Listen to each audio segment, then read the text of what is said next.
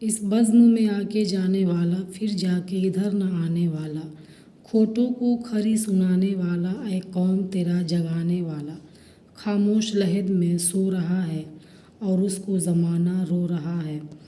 صفی لکھنوی کہتے ہیں کہ حالے اس بزم میں آئے اور چلے گئے، ایسے گئے کہ پھر لوٹ کر نہ آ سکے۔ وہ قوم کو اپنی شاعری سے بیدار کرنے والے اور بڑوں کو نصیحت کرنے والے تھے۔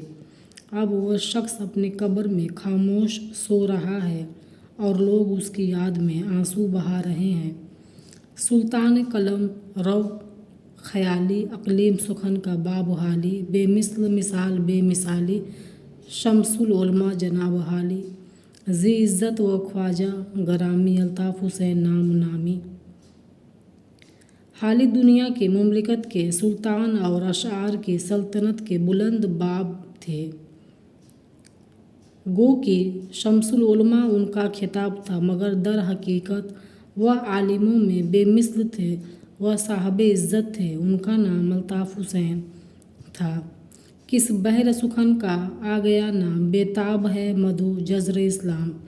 وہ نظم مسدس ارد انجام، ابر بارہ گہر کی ریزش عام۔ رات نظر سخن دری کیں، سوکھی ہوئی کھیتیاں ہری کیں۔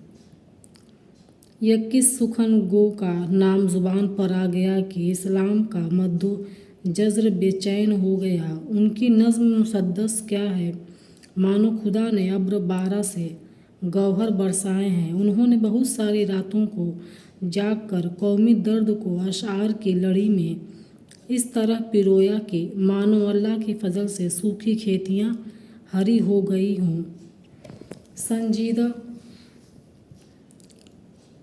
سنجیدہ کلام، نغمۂ راز، اندو ربا، طبع ناساز، سیدھا سادہ و اس کا انداز تھا سحر جلال بلکہ اعجاز۔